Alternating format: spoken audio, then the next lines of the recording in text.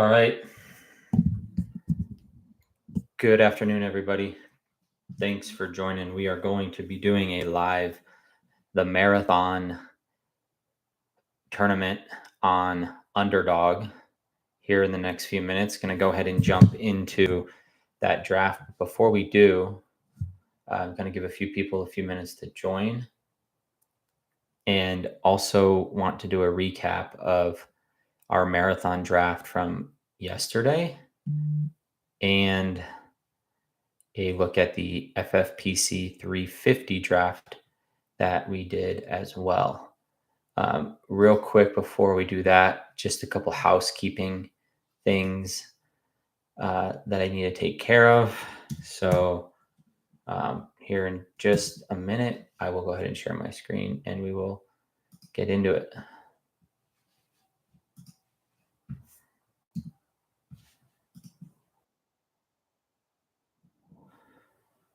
All right.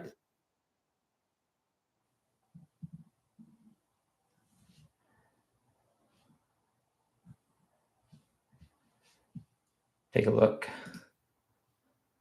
All right, I guess I'll bring you guys in for this. So I'm in a slow draft, FFPC Fantasy Pros Championship 350. Going to go ahead and pull this up and kind of show you guys where I'm at. So I'm drafting out of the 5 hole. I took Brees Hall at the 1-5, then took Travis Etienne at the 2-8, came back on the 3-5 and took Dalton Kincaid, circled back and got DJ Moore in the 4-8, which I thought was really good value for DJ Moore. Brandon Ayuk was also on the board there, and that was definitely my chance to get Ayuk. So feeling a little bummed about that, but that's okay. DJ Moore. And then once Ayuk went, I took Tank Dell at the 5-5, came back, got Worthy at the 6-8, Bowers at the 7-5. Again, pretty good value from what I've seen. And then really good value here with Christian Watson with a high ceiling in this tournament at the 8-8. Then dove into getting a couple more backup running backs in this sweet zone here where you can get high upside players. I went with Tajay Spears and came back and went with Caleb Williams to get my first quarterback. He was the 12th quarterback off the board. I think he could outplay that position with the receiving core he was given. And then you have the upside of Trey Benson and the upside of Kamani Vidal. Obviously, things have to break for that to for those players to become super useful, but definitely a possibility. And along with the Caleb Williams pick, I have DJ Moore. So Caleb Williams, DJ Moore. At that point, I went with the stack, and then otherwise, I tried to stay in other good offenses like Houston, Kansas City, Green Bay. Here in this range, Trey Benson, if anything happens to Connor, Vidal in a run heavy offense under Greg Roman, if anything happens to J.K. Dobbins or Gus Edwards. And you have Michael Wilson at the 13-5, came back a little early, but got Herbert here, and that was at the 14-8. Then also went with Wendell, and then this was an auto pick. I messed up and got Drake May here. I'm not sure what I'm going to do, if I might drop him. But anyhow, I'm going to go ahead and make the selection here at the 17-5. Looking possibly for a running back here or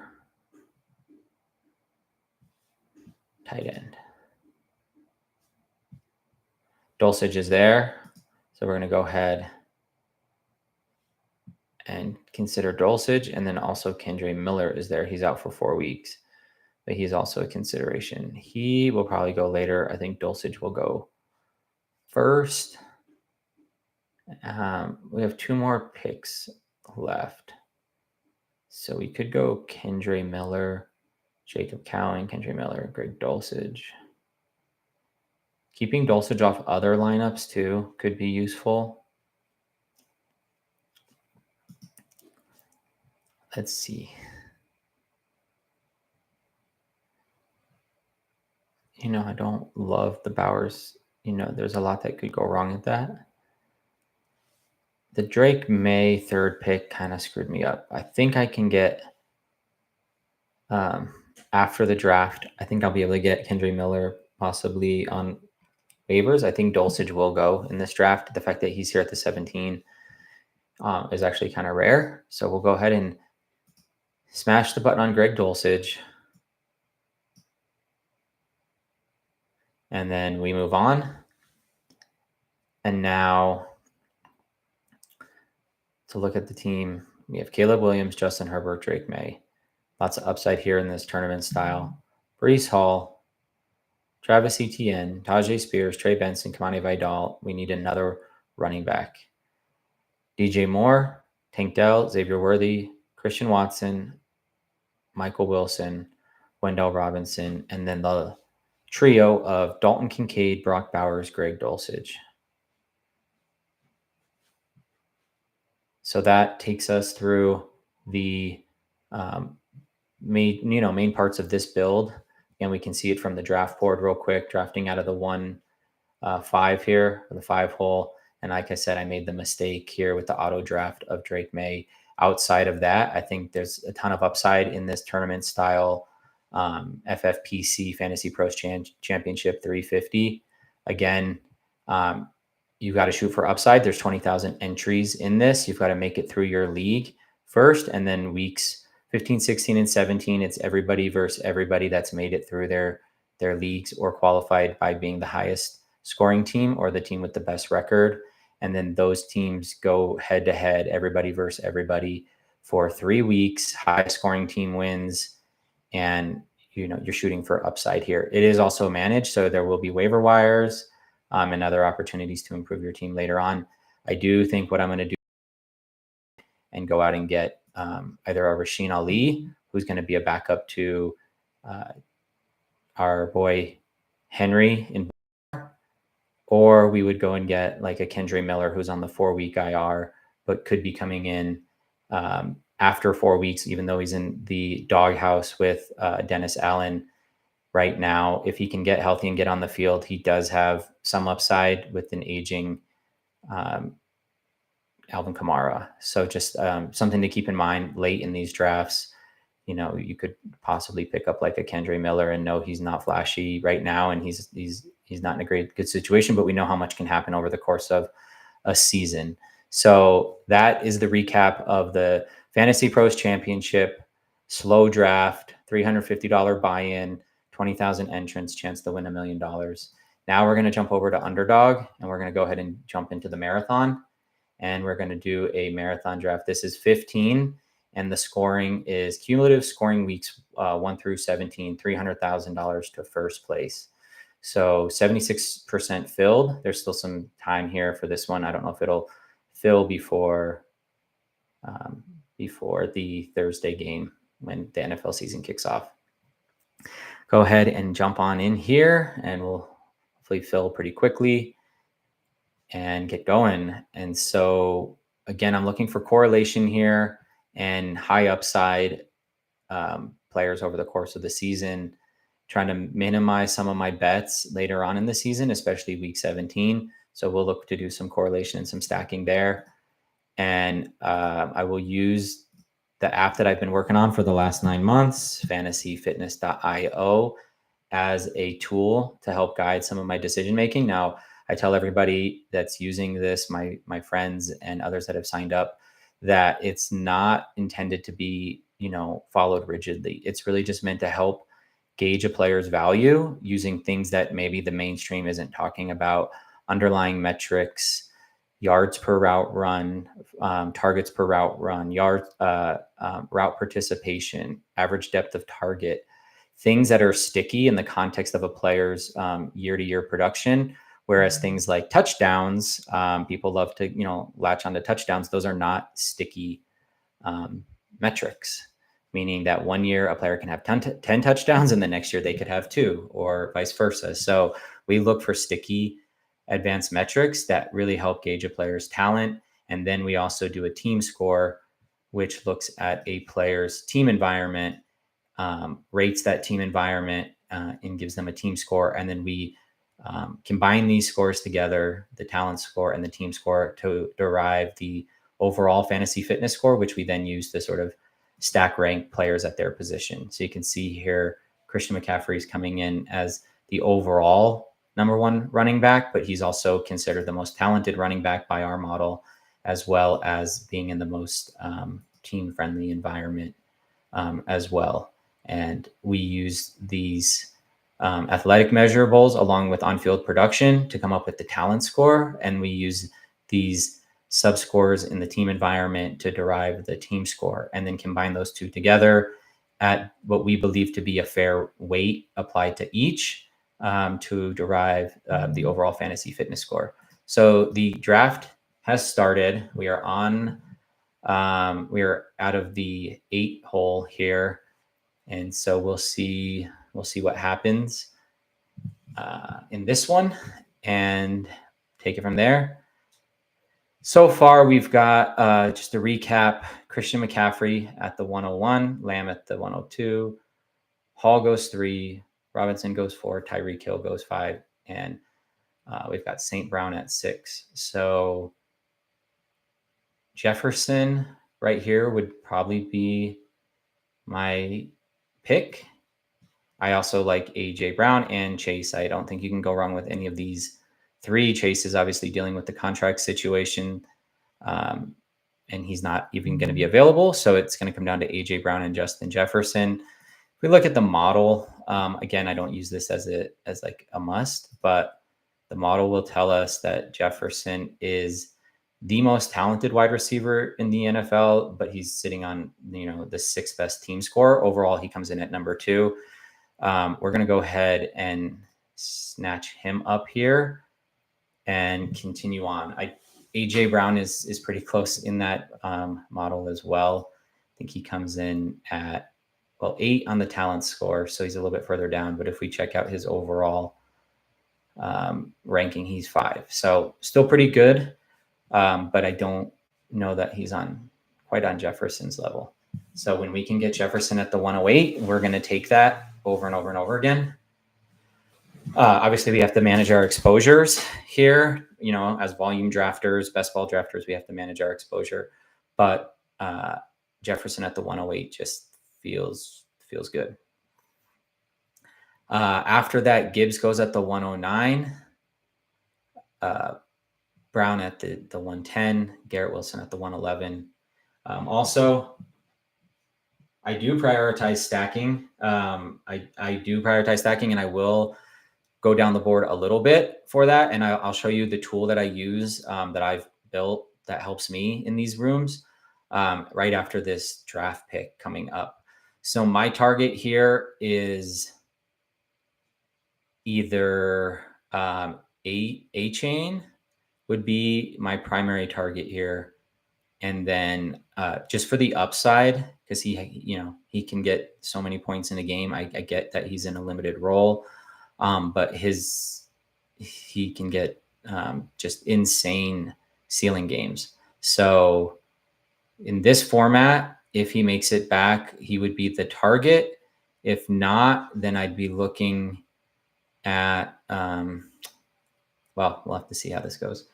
But in terms of stacking, I definitely do prioritize stacking. And as soon as I take this, make this pick, I'll show you a tool that I use. Okay, so A-Chain did go. I had that sneaky suspicion that he would. I like Debo here in this context. I think he's got a lot of upside and just overall scoring. It is a crowded room, but it is in these other wide receiving rooms as well. I'm going to go ahead and go Debo, and we'll jump back over to the app. So what I use for stacking, if we take a look at Jefferson here, we can look at the week 17 opponents. And in the week 17 opponents list, we can see who they play week 17. Now, week 17 isn't the only week you stack, but it is championship week. And so that tends to be what like the best ball bros and the guys that have won best ball mania Liam Murphy, Justin Herzig, Pat Kerrane. Those are 3 of the 5 guys that have won Best Ball Mania. They definitely prioritize stacking. They definitely prioritize run backs, but they don't force it. And I think that's the key is you don't necessarily go 20, 30 picks down the board to do it. You're sort of constantly weaving in run backs. So now that we have Justin Jefferson, now that we have Deebo Samuel, what we're going to go do is we're going to star up some players from those opposing offenses for week 17. So David Montgomery, although he's not my favorite pick, he would be in the mix there because they're playing week 17. The Minnesota is playing Green Bay, so we have an Aaron Jones here. I'm also going to star the players that I like and see if we can't weave in future stacks just as part of that.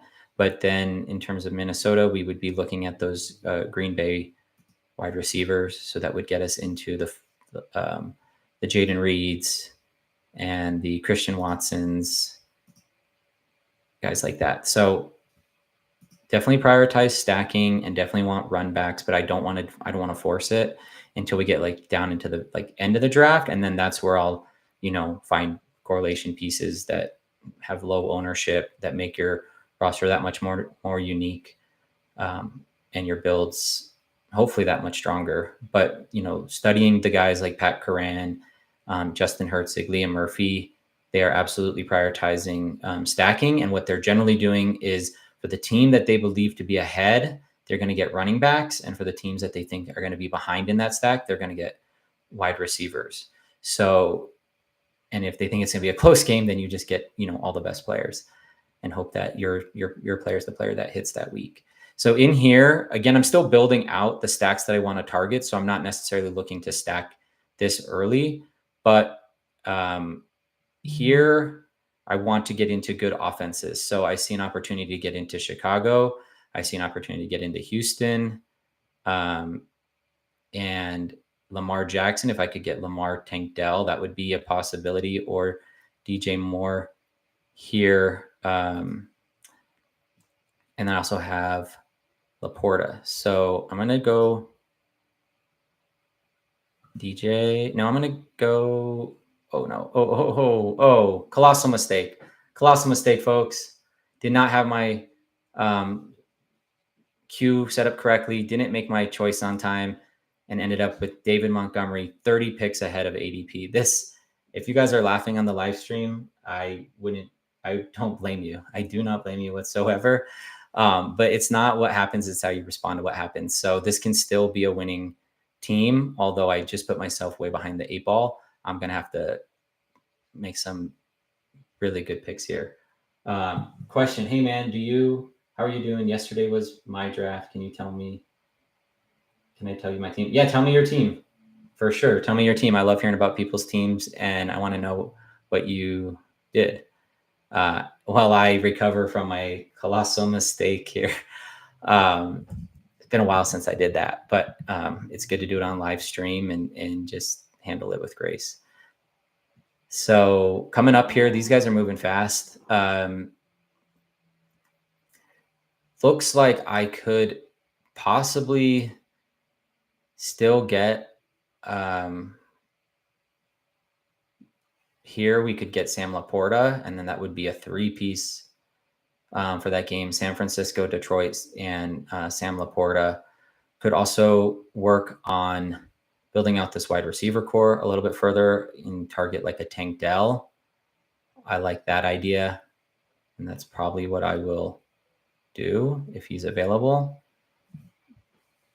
Let's see, 12 team. Right after this pick here, I'm going to go ahead and take a look at your team. Appreciate your patience. Let's see. Okay. I am going to go with Tank here. I think he's got a massive ceiling, and I think he's the best player in that receiving core. So we're going to go Tank Dell. Slight recovery here. Obviously, this was a major mistake. Let's look at the team. So 12 team, Murray. So that's Kyler Murray. I'm assuming your quarterback. Barkley, amazing. Gibbs, Moore, Waddle, Kittle, flex, Javante, bench, Cousins, Brian Robinson. Oh, this is exactly like my teams. This is exactly what I shoot for. High upside in Benson, Jalen Wright, and did I see Corum in that list too? Oh yeah, and Corum, Jesus. And then you got a run back there too with Benson and Corum week 17. Is this a home league or is this a tournament? Also, Gibbs, super high upside, Moore and Waddle, Kittle. I mean, this team's amazing. Yeah, you did a great job. You're going to smash this year for sure. I don't even really have a ton of criticism about this team, really. I mean, you have run backs too with Cousins on the Atlanta side, Brian Robinson on the Washington side for week 17, the Corum Trey Benson run back. You got the high upside, investing in Dolphins running backs. Like you should come out of every draft with like a Dolphins running back. That's kind of like a motto that I have. Murray is the perfect like late. He's passed all those other guys that are going in front of him, yet he has all the upside. Every year he's healthy. He's finished as like a top 5, top 6 QB. There's really no like team players on this that are just like plotters or lack juice. Everybody's got juice. So yeah, props for sure. It's a killer draft. All right, getting back into it here. Just to kind of recap, since I took Dell, we had Higgins, Allen, Laporta, Kincaid, Hurts. And so we're 9 picks away. We do have one stack going here with Robinson and Debo. Not the way I drew it up or was hoping to draw it up, but that's what happens. Then we have Minnesota, no stack yet with Justin Jefferson and Tank Dell. He's got this super high upside. He's tethered to CJ Stroud. He's teed up to have a monster year. You've got an aging Diggs and a Nico who is really good. Don't get me wrong. But I just think the most versatile player in that passing attack is Tank Dell. And he has a deeper average depth of target than most people think. His average depth of target coming out of college was in the 11-yard range, which is elite for somebody his size. It's like crazy good.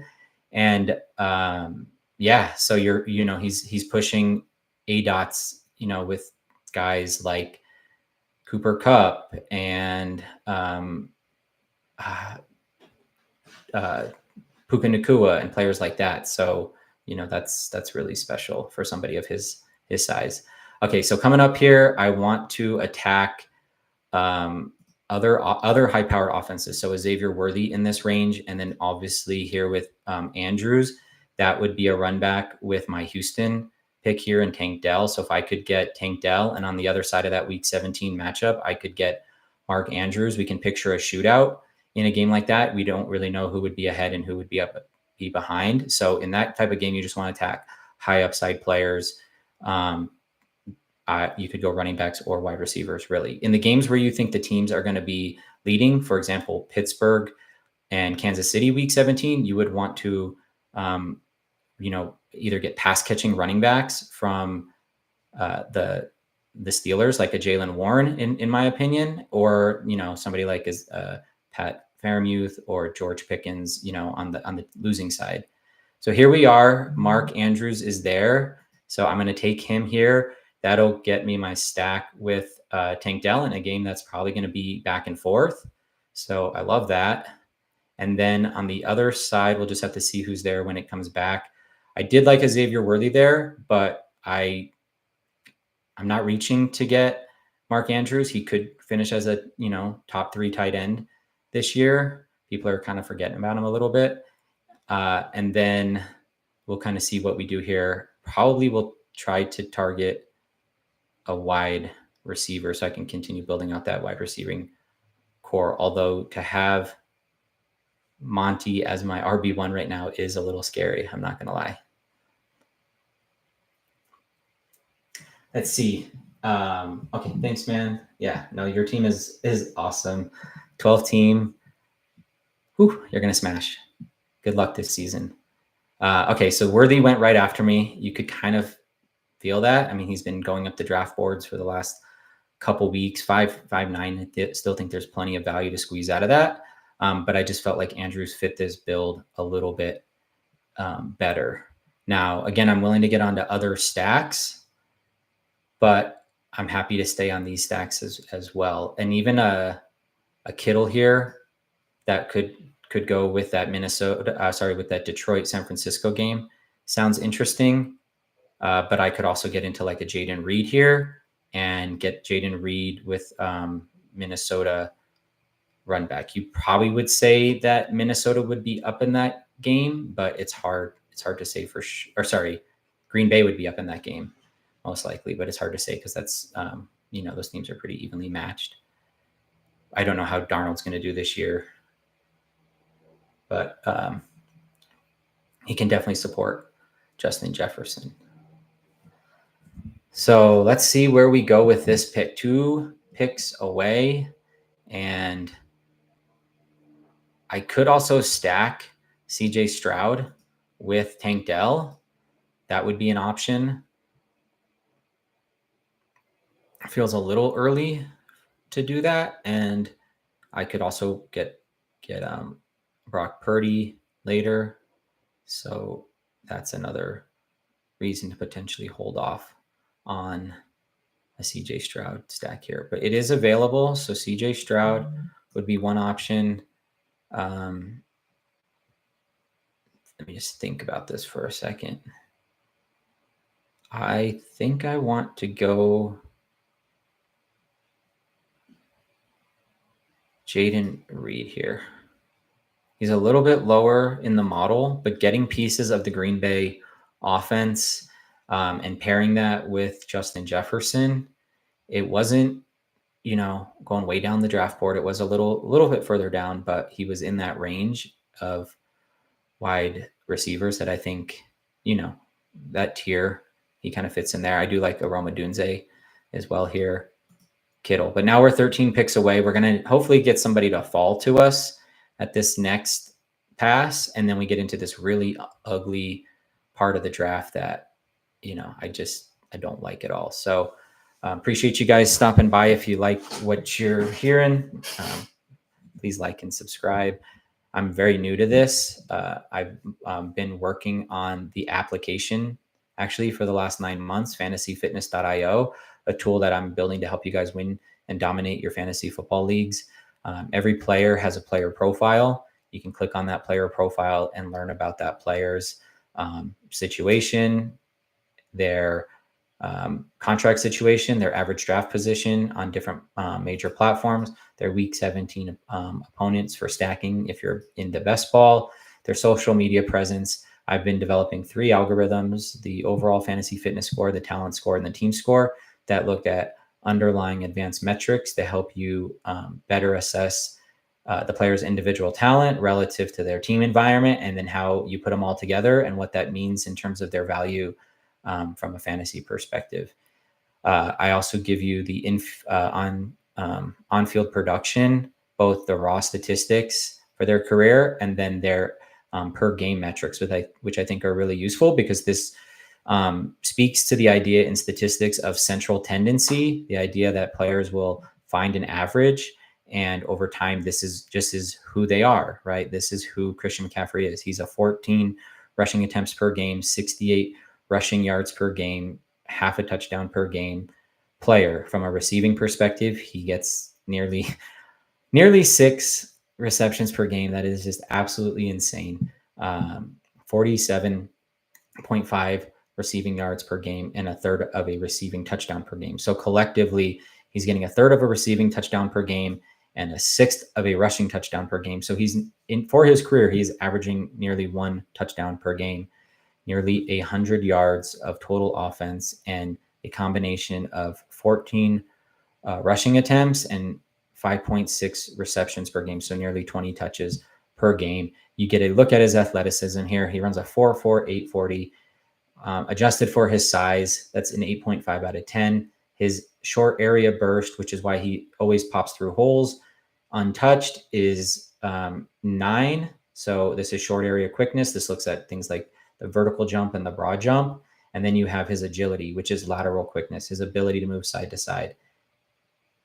perfect 10. I mean, he scores out in the 100th percentile on lateral quickness. So his athleticism backs up his production, and then you put him in a team environment where he gets a ton of opportunity, very little competition, an above average O-line, a competent quarterback, and a great coaching staff. And that's how you get the results that you get. We have the tail of the tape here where you can look at 3 different videos that we've curated that help break down his game and gives you an idea of why he is so successful, both from a schematic and a talent perspective. And then you have a look at his positional competition and his coaching staff, Kyle Shanahan and Chris Forrester. So that's what you're going to see with the typical player profile. I use that to help make decisions about which players I want to draft, as well as waiver wire pickups. I'm hoping to use it this year for waiver wire pickups and other things of that nature. We're 8 picks away, but we should start strategizing here based on how this board fell. I missed my pick. Okay, I'm talking too much about my app and not keeping my focus on the draft. So it actually worked out super favorably because I had my board, had some people in my queue, and I ended up getting Jaylen Warren. And if we think about this, we have Jaylen Warren. I need to get he's a perfect high upside player in a bad offense. He's going to be the pass catching running back. That's who I want to target.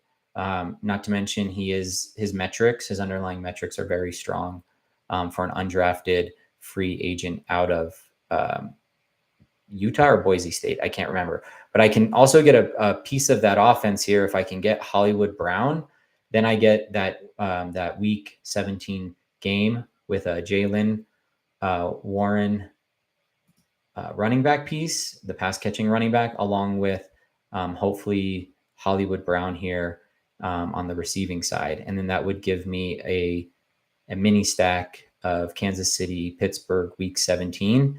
Again, if he's in that range, he's also dropped quite a bit. So to get him at 94 now after the shoulder injury feels like pretty good value, because I think he was going in like the 70s not too long ago. I do not think he's the most talented wide receiver, but his team environment score is very high. So on a 1-year basis, when you're tethered to Patrick Mahomes, you've got a rookie in Xavier Worthy, who I like, but is still obviously a rookie, and he runs a lot of deeper routes.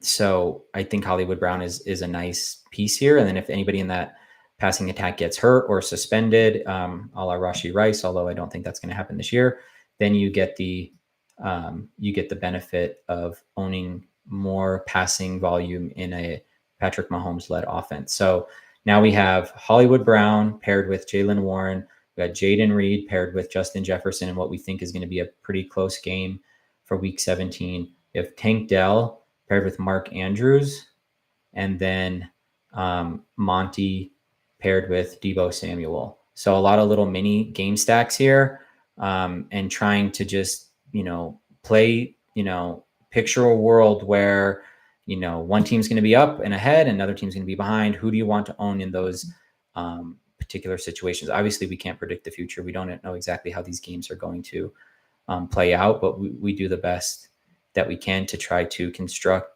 reasonable narratives about how these games may play out, based on win-loss totals for those teams and just what we know about those players. And then from there, we try to target certain players in those offenses that could fit possible game scenarios for that week 17. I also just like to get good players from good offenses, like always targeting San Francisco, Detroit, Kansas City, Green Bay, Houston, Baltimore. Yes, you have to get pieces from those other offenses, but in general, I want the core of my teams to be made up of players from elite offenses, wide receivers tethered to elite quarterbacks, and I will mix and match in lesser, game team environment scores players, or players from lower team environments, but I don't want those to be the core of my team here.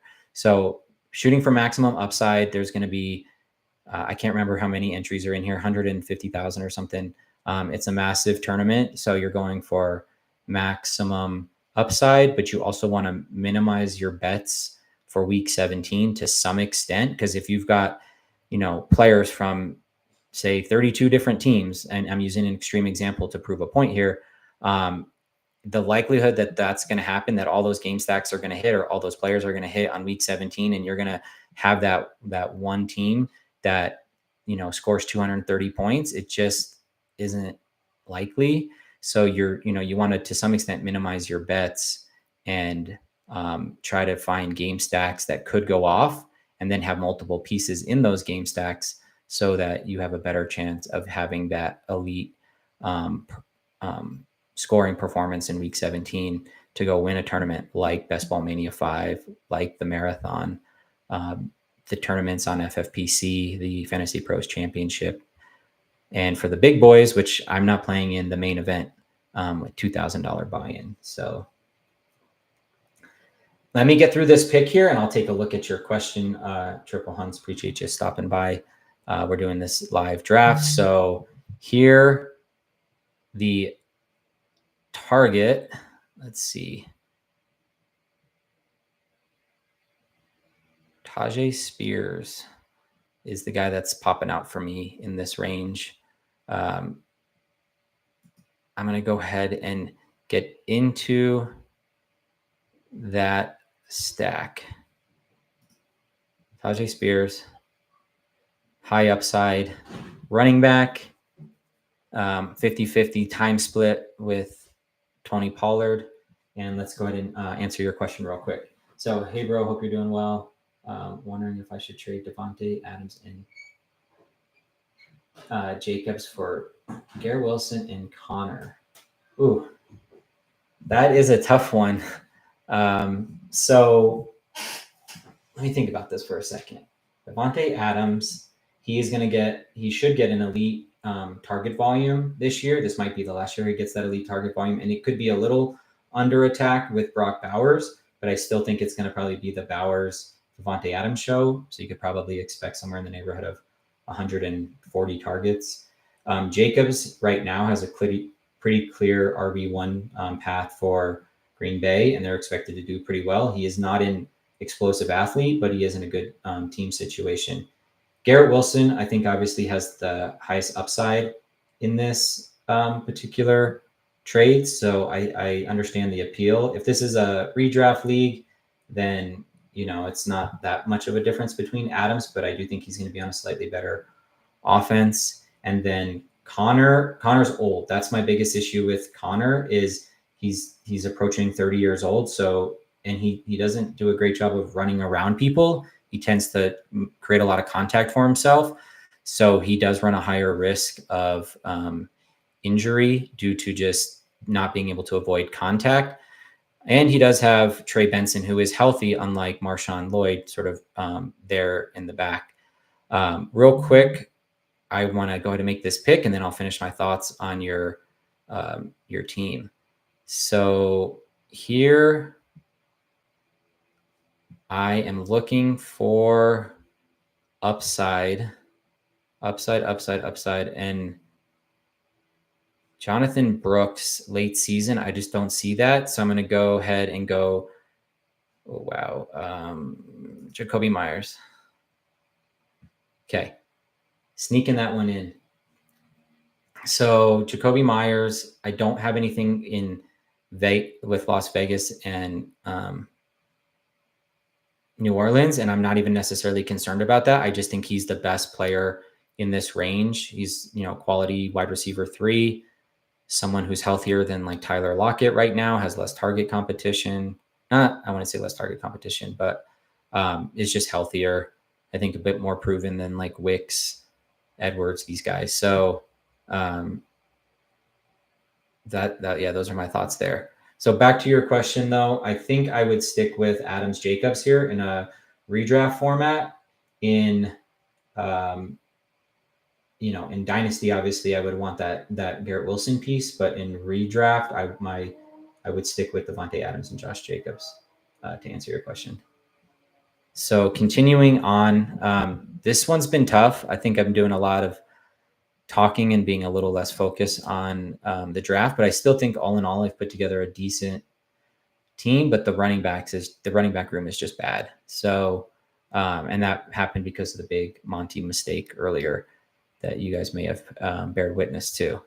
That being said, at this point, I have to shoot for some high upside. And I think somebody like Dobbins, who is high risk, high reward, when he is healthy, he's a menace. And when he isn't healthy, which has been, a lot of the time the last 2 years, then he's not going to put up points. But at this point, I'm behind the 8 ball on my running back room. And so I have to take a big swing here. And I think that big swing is going to be Dobbins. If he stays healthy, he's gonna outperform this draft position pretty easily. And if he doesn't stay healthy, well, then this team is dead anyway. So I'm going for swinging for the fences there with that one. And you could ask, okay, what about Austin Eckler? Well, I think the competition there with Brian Robinson's just steeper, and he's much older. He's pushing 30, whereas Dobbins is like 25. So it's an age thing combined with just the upside. Greg Roman run heavy offense in Los Angeles with the Chargers is very appealing to me. They love to run the rock. Greg Roman is a savant when it comes to putting together running attacks. He's been doing it for years in Baltimore, and now he's going to do it in Los Angeles. So that's definitely going to be my pick there on the wide receiver side. And then I would look to maybe get into a Jalen Polk and get that back stack going here with J.K. Dobbins and Jalen Polk. And my logic, since I think this is important for understanding how I think about the game, is, for one, I'm playing catch up with Dobbins. So let's just set that aside. That's going to be a big swing. But since I'm going to take that swing if I can get the opportunity, then Jalen Polk would be my run back, because I can picture a world where the Chargers are beating the Patriots pretty easily week 17. Dobbins is running the rock. Gus Edwards is running the rock, whoever the healthy running back is at that time. And the Patriots are going to be playing major catch up in that game. And Jalen Polk is running with the ones. His metrics are strong. They're not elite by any measure, but his underlying metrics are strong. And really, it's his team environment. If Drake May gets that starting job and it's just a lot of slinging the rock around there, then Jalen Polk has that upside. Now, I don't know that he'll be there. He could easily go in the next 7 picks. But regardless, I was going to take that swing with Dobbins because of my mistake with Monty. All in all, I think it turned out to be an okay running back room. And I do think the receiving core is very strong with Justin Jefferson, Deebo Samuel, Tank Dell, Jaden Reed, Hollywood Brown, and Jacoby Myers. I would pair with a Rashid Shaheed too in here. That would be a run back, Vegas and New Orleans. And Shaheed is one of those guys I like in best ball formats really only because you never know when to start him, but he does have those high ceiling games. I do think Jalen Polk, though, would outscore him on over the course of the season, though, just because of his role in the Patriots offense this year and the amount of targets that he's teed up to get. So I would still target Polk if I can get him, and he works well with my narrative on how that Los Angeles Patriots game is going to play out. But I could go either way. I'm gonna lean into, and honestly here too, Herbert. Herbert would be a possible strike here, because if I don't go Herbert, then I'm going to go somebody like Will Levis or Bo Nix, and then pair him with somebody like a late season high upside play in Drake May. So Herbert here is very interesting. How's this? Once I pick this, I'm a ways away. Okay. I probably need Herbert here more than I need Polk, because that receiving core is built out pretty strong. So I'm actually going to pivot here and go Herbert, because I think he's got a lot of sneaky upside. I mean, to get him here in the 12th, I think is good value. And you can see who's left on the board. Nobody of his caliber, that's for sure.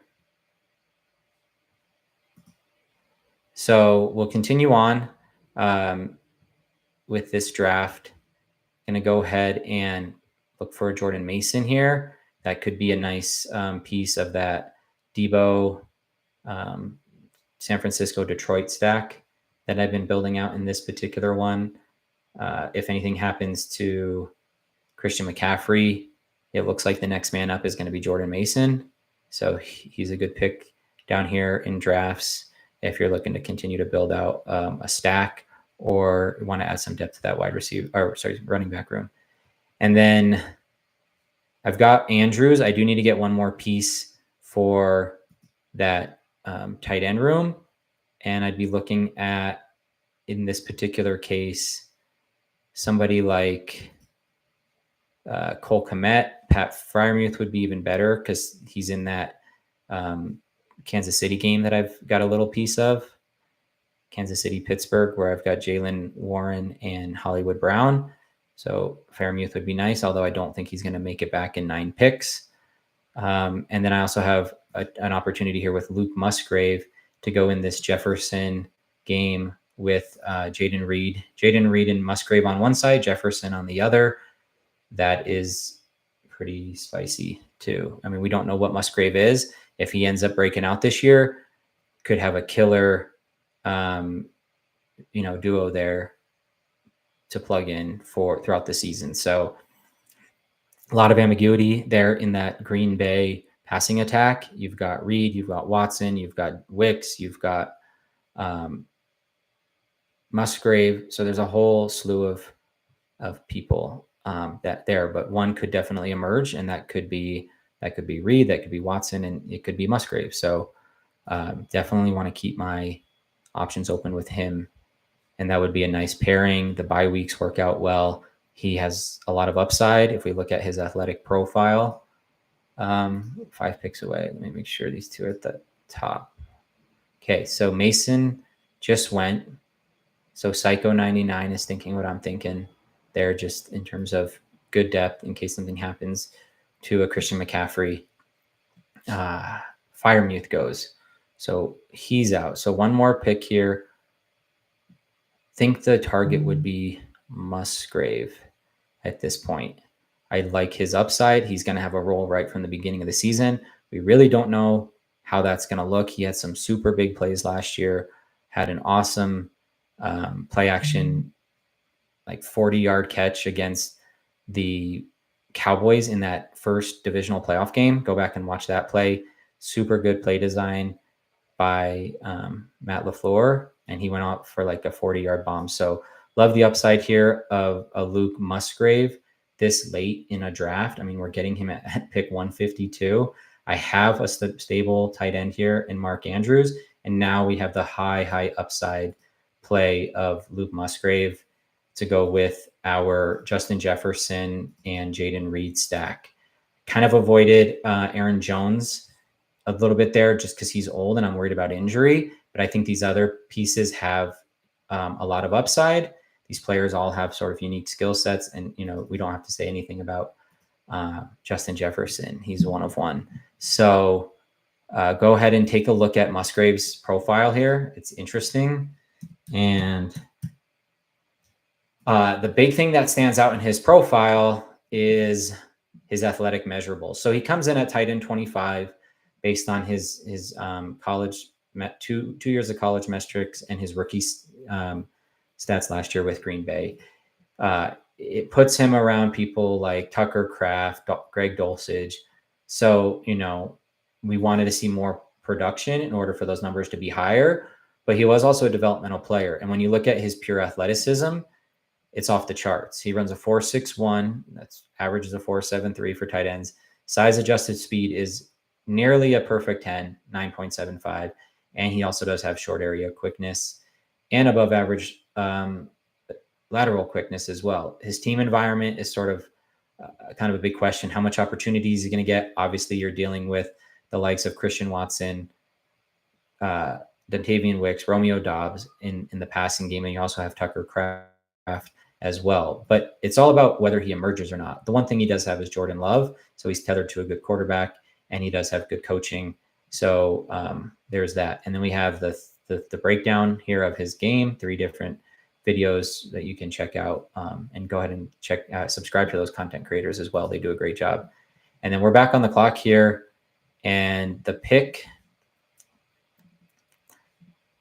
high upside.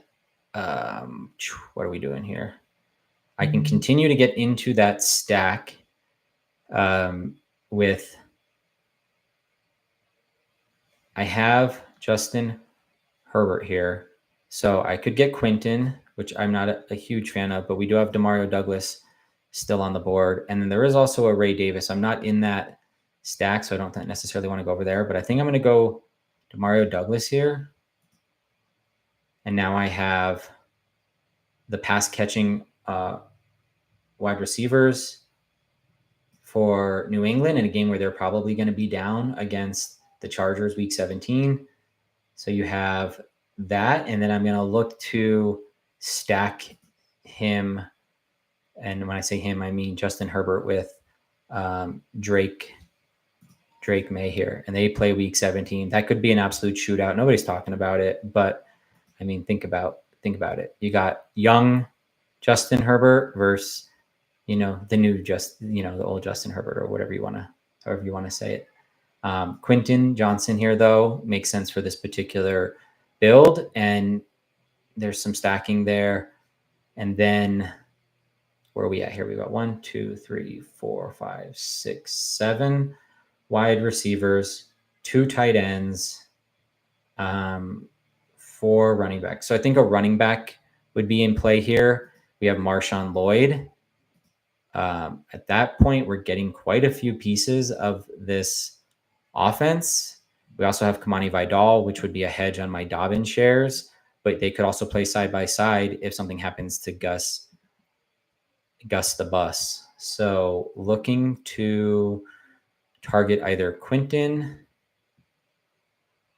I do also run the risk of losing May if I wait too long. That's a possibility. Quinton, Marshawn Lloyd, or Kamani Vidal. Very, very interesting. Probably going to go running back here. So one of these 2 running backs. And it's really just a question of which running back do I think offers the most points. Because again, this is cumulative points weeks 1 through 17. And Green Bay, I now have Musgrave, Jaden Reed, Musgrave and Jaden Reed. Okay, so it's not, Musgrave and Jaden Reed. So I could get a Lloyd here. I don't think that would be crazy. And then if something were to happen to Josh Jacobs, then you kind of have your potential plug and play. I mean, you have Dylan to deal with, but Dylan's on the IR as well. I don't think they're too big of fans of him. And then you also have Kamani Vidal.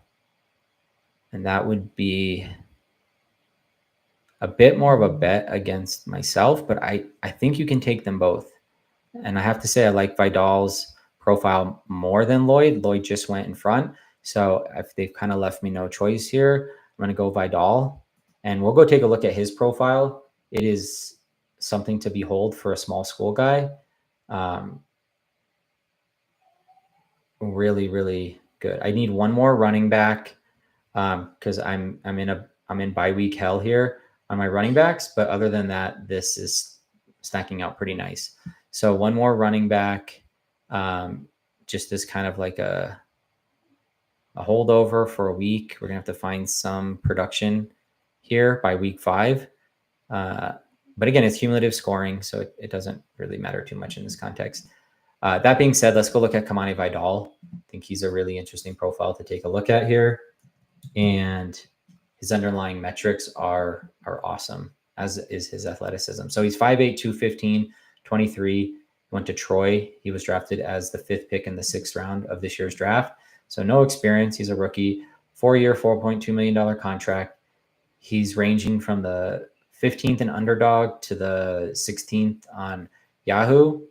And we just took him. Where did we take him? We took him in the 15th. So yeah, kind of right in line with ADP. And what I really like about him is where his talent score comes in, RB30. And if you look at this athletic profile, it's awesome. 4.4, 640, 9.5 size adjusted speed, 8.75 short area quickness, and 9.0 lateral quickness. So he's the athlete he needs to be and more at the running back position. And he's potentially going to get some opportunity here in this Greg Roman rushing attack. So we will go ahead here and take Drake May if he is there. He's a little bit further down, and I do need to find another running back, Tyrone Tracy, but I'm not sure I can necessarily. I don't know how that stack is going to necessarily help me. So we'll go Drake May, and we have 2 more picks. Running back, and then probably wide receiver or tight end. So let's take a quick look at the team and see how it shaped up. We ended up with the week 17 game stack of Justin Herbert, Drake May. The assumption is Drake May will be the starter probably in a few weeks, but definitely by week 17. We have Monty, Jaylen Warren, and Monty's going to go with our Deebo Samuel run back.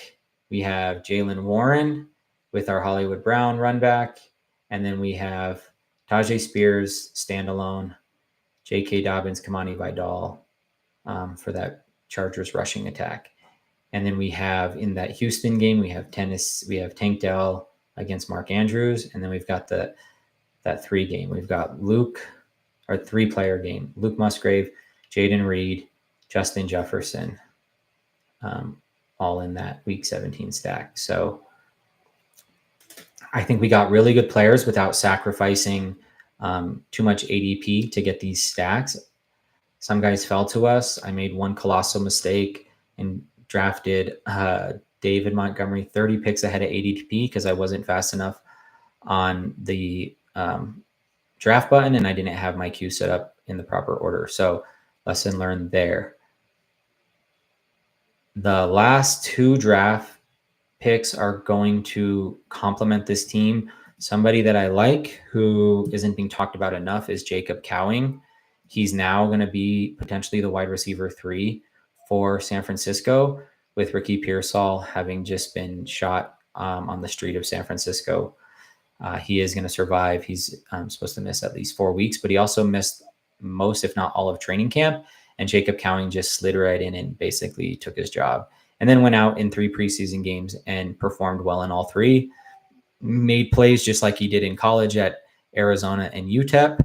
The model is surfacing this and is, kind of flagging the fact that you might want to get a share or 2 of Jacob Cowing here at the end of drafts. And he definitely has some upside in week 17 because that's a long ways away. And if he continues to cement himself as the number 3 on the San Francisco 49ers, that is going to be a position of value as the season progresses. I also like Greg Dulcich here. Usually I will pair him up at the end if I have got like a Bo Nix stack or something like that going. And then, yeah, that's generally how I'm thinking about it. I think my run back here is going to be Will Shipley. I don't have a piece of that, but I need somebody who I think can score some points for week 5 with this pretty bad situation that I've got going on here in terms of the bye weeks. So here I'm going to go ahead and I'll get Will Shipley first. I think Cowing will be there. And then that way I at least, oh my. Okay. All right. You guys could probably tell I'm new to this podcasting thing, but appreciate you sticking around. Hopefully you're having a good time. The play there would have been Carson Steele because of the bye week. now I've basically, well, I'm just going to live with that for week 5 and hope it doesn't cost me the tournament. Probably will at this point. But I either have to go another running back, which is just so many damn running backs, or I get that wide receiver. Cowing. Pearsall goes. Well, this has been a draft of mistakes. So hopefully I can get them out in this draft. I'm going to be back after lunch, and we're going to do another live stream and do another marathon. And I can also answer any questions you guys have about your fantasy football teams. My name is Matt. I am the owner and founder of fantasyfitness.io. I've been building this app for the last 9 months, and I've been building out 3 algorithms that help you surface a player's value dynamically as the season progresses. They all have fantasy fitness scores, talent scores, and team scores, and those numbers update as their team environment or situations improve or degrade as the season goes along. It helps you better assess a player's value and team situation so that you can help unearth value as you go through the draft. Now, I have Carson Steele as an option here.